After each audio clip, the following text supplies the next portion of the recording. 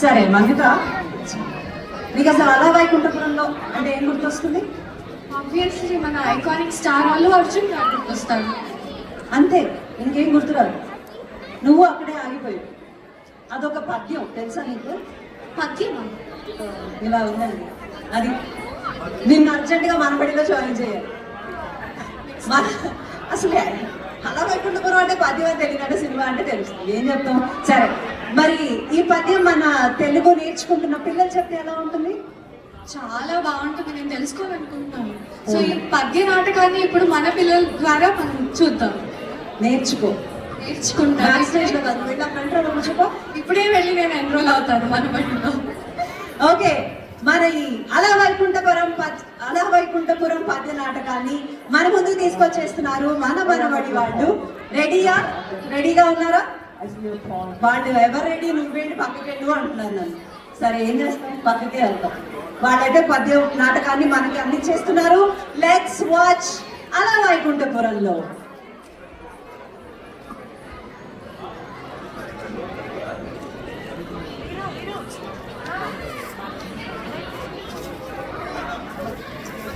మీ actors అందరూ వెనకండి అక్కడ. Actors అందరూ వెనకండి అమ్మా.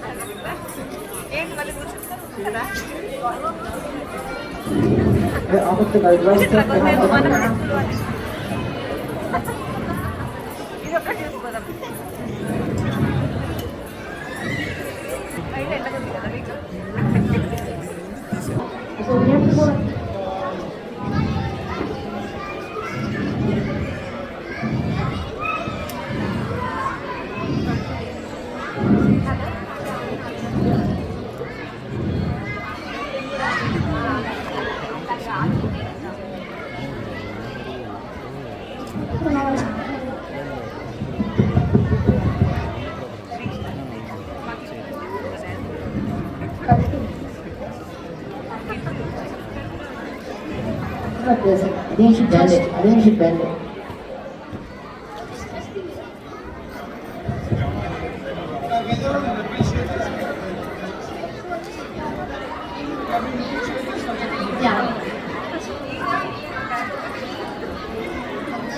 కాబట్టి మరి సంక్రాంతి అంటే మీకేం గుర్తొస్తుంది? ఎవరైనా చెప్తారా? నేను వచ్చి మాట్లాడతా మీకు. సంక్రాంతి అంటే మీకేం గుర్తొస్తుంది? ఎవరైనా మాట్లాడదలుచుకోలేదా? ఓకే, ఈ పర్ఫార్మెన్స్ తర్వాత మనం చెప్తావా? సిగ్గెందుకురా, నేను ఇక్కడ మనకి మాట్లాడుతున్నా కదా. ఓకే, మనకి ఇవన్నీ అయిన తర్వాత మనకి చాలా ప్రోగ్రామ్స్ ఉన్నాయి. మనకి ఇవాళ రాత్రి వరకు అసలు మీరు ఎక్కడికి కదలడానికి లేదు. We have a live band performance.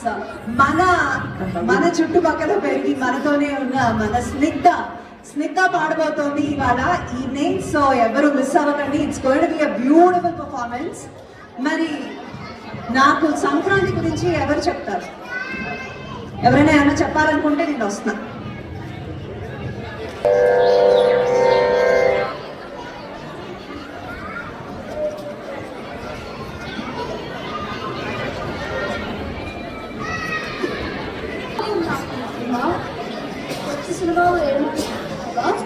కొత్త సినిమాలు చూడలేదు, కానీ నాకు ఇష్టమైన అలా వైకుంఠపురంలో మళ్ళీ ఇంకోసారి చూసా. పాత సినిమా అదే, కానీ నీకు అలా వైకుంఠపురంలో అంటే ఎంతో తెలుసా?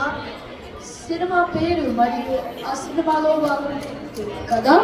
కాదు, అలా వైకుంఠపురంలో అనేదే ఒక పద్యం. పద్యం ఏంటి? పద్యం అంటే తెలుగు కవిత రచనలో ఒక విధానం. ఈ పద్యం బొమ్మల పోతన గారు రచించిన ఆంధ్ర మహాభాగవతంలోని.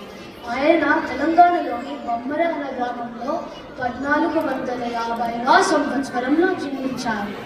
వారు ఒక కవి, జ్ఞాని, రైతు మరియు రాముల వారికి పరమ భక్తుడు. వారి గురించి, ఈ పద్యం గురించి ఇంకాస్త తెలుసుకోవాలని ఉంది. సరే, నువ్వే చూడు. ఒకనాటి ఉదయం పోతన ధ్యానంలో ఉండగా ఏమైందంటే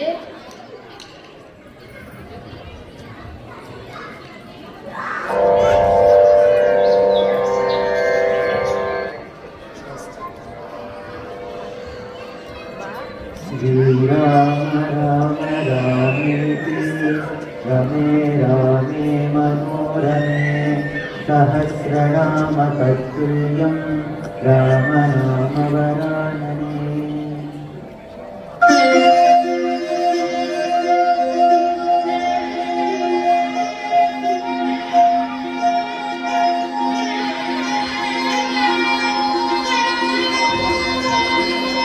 పోతనా పోతనా రామా రామ, నాకై నాలుగు దేవతరుచి వచ్చాడా? ఈ పాదాల దగ్గర స్థానం ప్రసాదించండి స్వామి. పోతనా, నువ్వు చేయవలసిన ఒక మహాకార్యము ఇంకా మిగిలింది. వ్యాసుడు రచించిన సంస్కృత భాగవతమును తెలుగు చేయము. నీ పేరు ఈ తెలుగు భాష విన్నంత వరకు నిలిచిపోతుంది. స్వామి, అంతటి శక్తి నాకు లేదు. నీవు వ్రాయగలవు. నీవు జన్మతః సాగుడు, కానీ నా భక్తుడు. నీవు వ్రాయబోతుంది శ్రీకృష్ణమయమైన శ్రీ భాగవతం. అన్ని దైవములను ఒకటిగా పరబ్రహ్మంగా భావించే సర్వజ్ఞుడు. నీవు అన్ని విధముల అర్హుడవు పోతను. నా మీద భారం వేసి మొదలుపెట్టు, నేను నీకు అండగా ఉంటాను. సరే స్వామి, సర్వం శ్రీరామచరణారవిందార్పణం.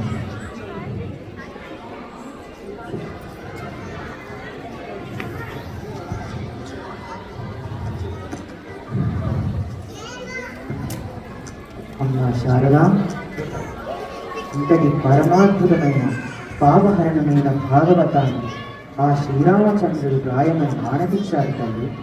నీ కరుణాకటాక్షను కురిపించి నాకు మార్గదర్శనం చేయమా. శారద నీరదేందు ఘనసార పటీరమరాల మల్లికాహార తుషారపేణ రజతాచల కాశపనీష కుందమందార శుభాప్రయోగిత తామర సామరవాహిని శుభాకారతనొప్పు నిన్ను మదిగానగయన్నడు కల్గు భారతి.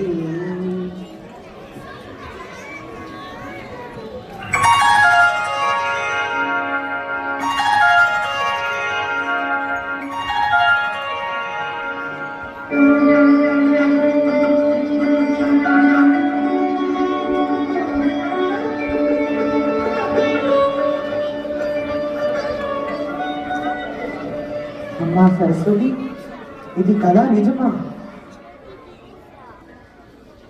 నీ కంట కన్నీరేమిటి తల్లి? ఏమిటి తల్లి మాట్లాడదు? నీ మౌనంలో ఉన్న అర్థం తెలుస్తుందమ్మా. నేను రాస్తున్న ఈ భాగవతాన్ని రాజాంకితం చేస్తానని బాధపడుతున్నావా? అమ్మా భారతి, నీకు మాట ఇస్తున్నాను. ఈ భాగవతాన్ని నా శ్రీరాముడికి అంకితం చేస్తాను. నీ మీద ఆన తల్లి, నీ మీద ఆన. జయము కలదు.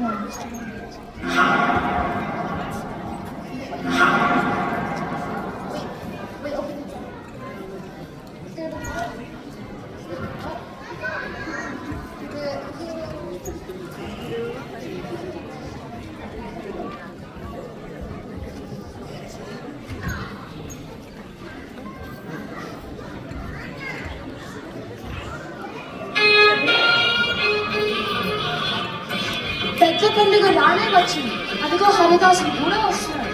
ఇంకా బోలెడంత పని. ఈ లక్ష్మి ఎక్కడు? లక్ష్మి, లక్ష్మి ఎక్కడున్నావే? త్వరగా రా. ఈరోజు సంక్రాంతి కదా, నాన్నగారు పూజ మొదలు పెట్టారు. ఇంకా చాలా వంట పని ఉంది. కొంచెం పెద్ద ముక్కు వేస్తాను, కాస్త సాయం చేయమ్మా. సరే, ఇటు అసలు ఈ సంక్రాంతి అంటే ఏంటమ్మా? ఈ రోజుతో సూర్యుడు దక్షిణ దిశ నుంచి ఉత్తర దిశకు సాగుతాడు. ప్రకృతి సహకరించి ఋతువులు ఏర్పడతాయి. అలాగే పంటలు పండుతాయి. రైతులు కష్టపడి పండించిన పంటలు ఆనందంగా ఇంటికి వస్తారు. అలాగే పెద్దలు ఆశీర్వాదం తీసుకుంటారు. ఇంకా పొలాలతో మనతో పాటు కష్టపడిన పశువులు కూడా మన కుటుంబ సభ్యులే. అందుకని వాటికి పూజ చేస్తాం. ఇవన్నీ ఇచ్చినందుకు శ్రీమన్నారాయణకు కృతజ్ఞతలు తెలుపుకుంటాం. ఓహో, ప్రకృతి, దేవుడు, పెద్దలు, పశువులు అందరికీ ధన్యవాదాలు చెప్పే పండగ సంక్రాంతి. ఆ శ్రీమన్నారాయణ అంటే గుర్తొచ్చిందమ్మా. నాన్నగారు ప్రహ్లాద చరితం పూర్తి చేశారు. భక్త ప్రహ్లాదుని నరసింహస్వామి వచ్చి రక్షించారు. హిరణ్యకశిపుడు ఆ చిన్నారి ప్రహ్లాదుని ఆ శ్రీహరి ఎక్కడ ఉంటాడని అడుగుతాడు. అప్పుడు వస్తుంది పద్యం. ఏ పద్యం? ఇందుగలడందులేరని సందేహము వలదు చక్రి సర్వోపగతుండు ఎందెందు వెతకి చూచిన అందందే కలడు దానవాగ్రని వింటే. ఆహా, ఆ శ్రీహరి అనువనం ఉన్నాడని ఎంత బాగా వర్ణించారు. మన కులదైవమైన దుర్గమ్మ మీద కూడా ఒక పద్యం రచించారు.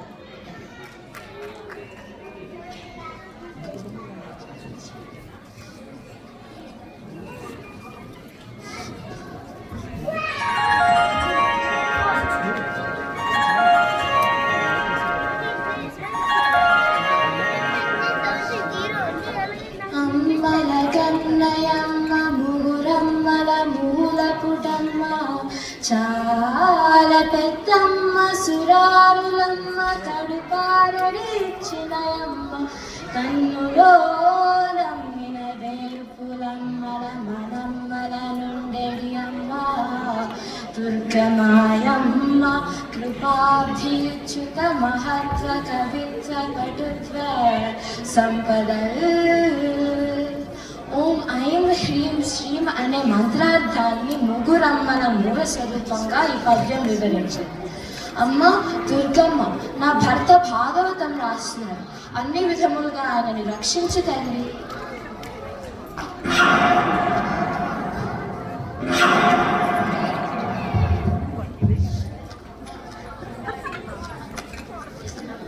తీసుకోండి.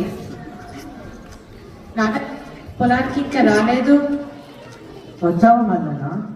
ఈరోజు గజేంద్ర మోక్షము రాస్తూ ఒక పద్యం దగ్గర ఆలోచిస్తూ ఆగిపోయాను, అందుకే నేను రాలేకపోయాను. నాన్న, గజేంద్ర మోక్షం గురించి కాస్త చెప్పండి. గజేంద్రుడు పూర్వజన్మలో విష్ణు భక్తుడు, కానీ శాపం వలన ఏమిగా జన్మించాడు. ఒకరోజు తన భార్యలతో విహారానికి బయలుదేరాడు. ఒక అందమైన సరస్సుని చూసి దాంట్లో పద్మాలను చూసి అందులోకి దిగి దాహం తీర్చుకొని ఆటలాడుతున్నారు. ఆ వినోదాలతో సరస్సు కకావికలమైపోయింది. ఆ సరస్సులో ఒక గంధర్వుడు శాపం వలన అక్రముగా జన్మించి ఆ కోలాహలానికి ఒక్కసారిగా లేచాడు. గజరాజుకి ఇంత అహంకారమా? నీటిలో నా బలమేంతో చూపిస్తా. మోసలి గజరాజు కారు పట్టుకుంది. ఇద్దరు భీకర మీద పోరాటం చేశారు, కానీ గజరాజుని ఎవ్వరూ కాపాడలేకపోయారు. అప్పుడు గజరాజు ఇలా మొరపెట్టుకుంది. ఏది నాన్న, నేను చదువుతాను. ఎవ్వనిచే జనించు జగదు, ఎవ్వని లోపల నుండి లీనమై, ఎవ్వని ఎందు మూల కారణుడెవ్వడు, అనాథి మధ్య లయుడెవ్వడు, సర్వము తాని అయిన వారినాత్మ భౌనీశ్వరుడే శరణంబు వేడుగాడు. ఆహా, ఈ లోకం ఎవరి వల్ల పుడుతుందో, ఎవరితో కలిసి ఉంటుందో, చివరికి మనలా ఎవరి ఎంత లయమవుతుందో, నేను అటువంటి భగవంతుని శరణపోతాను. నాన్న, తర్వాత పద్యం రాయలేదు. ఆ పద్యవర్ణ నాకు రావటం లేదు. వైకుంఠం ఎలా ఉందో నాకు తెలియడం లేదు. సరే, నేను పొలానికి వెళ్ళొస్తాను, నీవు భోజనం చేయి. రావునాయన, భోజనం వడ్డిస్తాను. ఇదిగో నీకోసం సంక్రాంతికి గారెలు, అరిసెలు, పాయసం, చక్కినాలు చేశాను.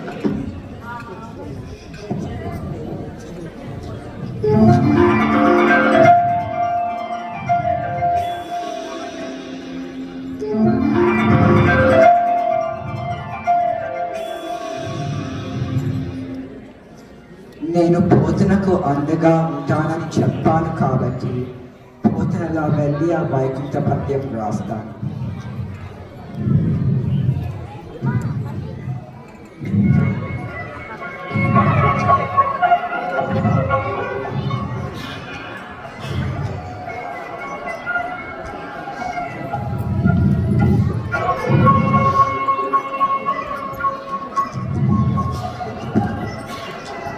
అదేంటి నాన్న ఇంత తొందరగా వచ్చేసారు పొలం నుంచి?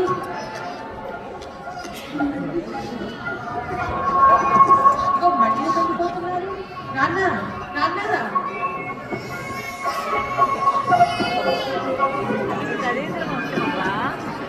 వాళ్ళు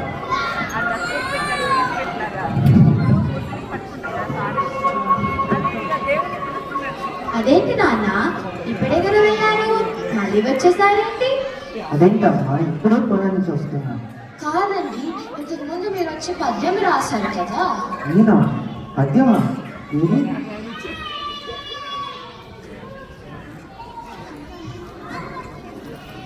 అలవైకుంఠపురంబులో నగరిలో నామూల సౌరంబుదాపల మందారవనాంతరామృతం పరప్రాంతే దుకాంతోపలోత్పల పర్యంకరమావినోదినగు నా పన్న ప్రసన్నుండు విఫల నాగేంద్రము పాహి పాహీయనకుయ్యాలించి సంభ్రమ్యయే.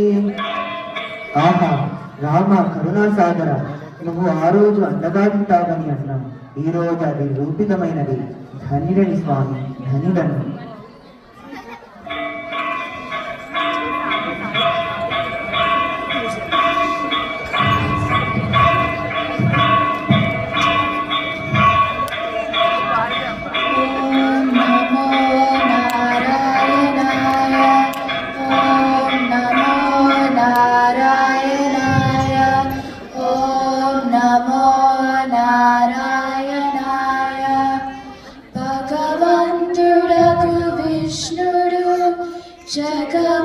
జగములకెవేళ రాక్షస వ్యత కలుగున్ తక నవ్వేళల దయతో యుగ యుగమున పుట్టి కాచు నృత్య లీలన్.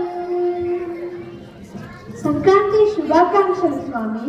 భూమి మీద ప్రజలందరూ సంక్రాంతికి పండగ జరుపుకుంటున్నారు.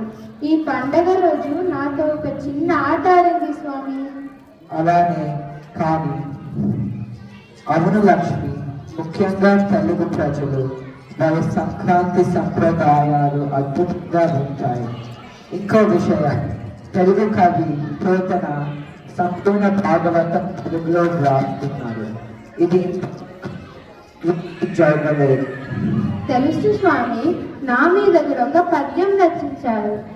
పరికిన్ పట్టపురాణి పుణ్యముల ప్రోరు అర్థంబు పెన్నిక్క చందురుతో గుట్టువు భారతీ గిరిసుతతో నాడు పూవోని తామరలందడి ముఖరాలు జగము మన్నించు ఎల్లాము భాసురతుల్లేమువారు సిరిచున్ నిత్య కళ్యాణ. నేను గెలిచాను.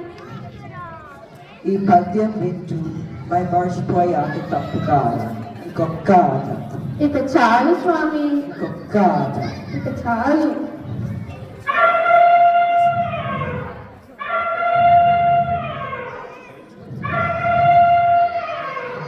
హాహిమాం హాహిమాం హాహిమాం లావక్కింతయులేదు ధైర్యంబు విలేలంబయ్యే ప్రాణంబులుంటాగుల్ తప్పెను మూర్ఛ వచ్చి పదములుంద సంభ్రమమ్మయ్యని నీవే తప్పై తప్పనం మెరుగ మన్నింపన్ జగన్ దీనులే. రావే ఈశ్వరా కావవే వరదా సంరక్షింపు భద్రాత్మక. రావే ఈశ్వరా కావవే వరదా సంరక్షింపు భద్రాత్మక. హానుమాన్ హానుమాన్ హానుమాన్.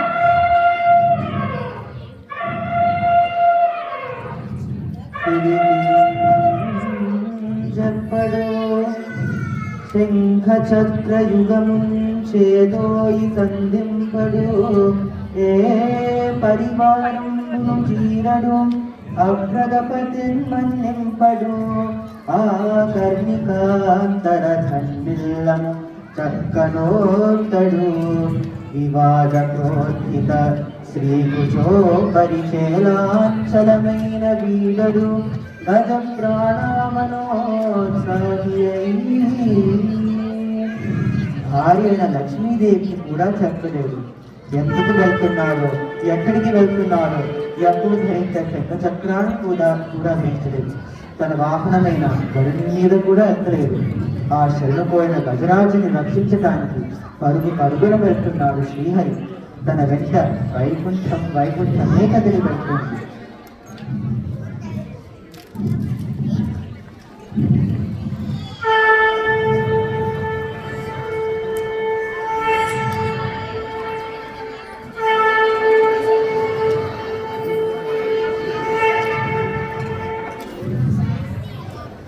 సుదర్శనమా, వల్లి మకరమును సంహరించు.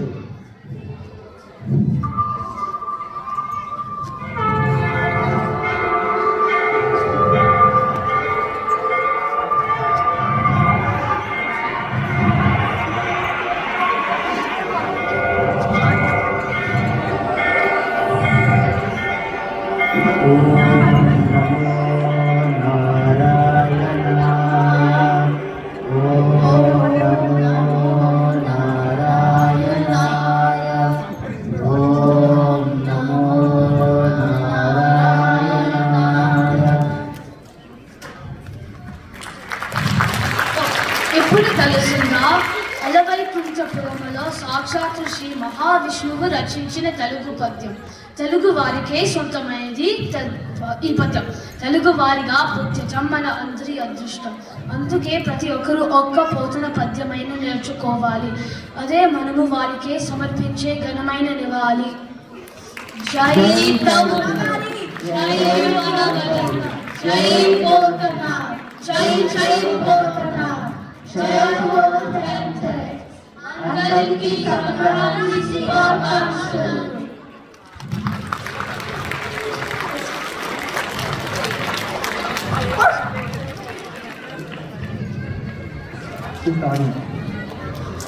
భగవంతుడే తెలుగు పద్యాన్ని రాశాడంటే మరి మన తెలుగు వారిగా మనం ఎంత గర్వపడాల్సిన విషయం కదా.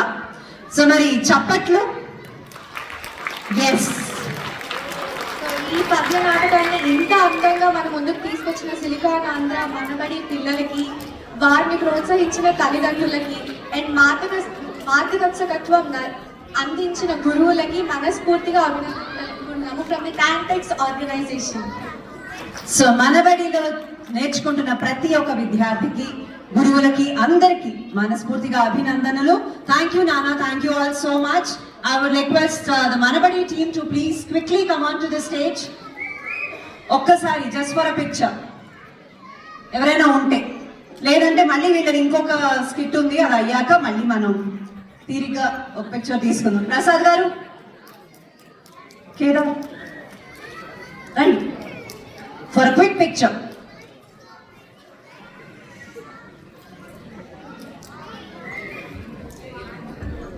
రండి రండి రండి. So that is Manabadi team for you all. Silicon Andhra, Manabadi. గురువులు, విద్యార్థులు అందరూ మన మధ్యలో ఉన్నారు. అందరూ కాదు, బట్ అందులో కొంతమంది. So thank you so much. Thanks for this great పద్య నాటకం మాకు అందించినందుకు thank you. Okay, moving on to the next.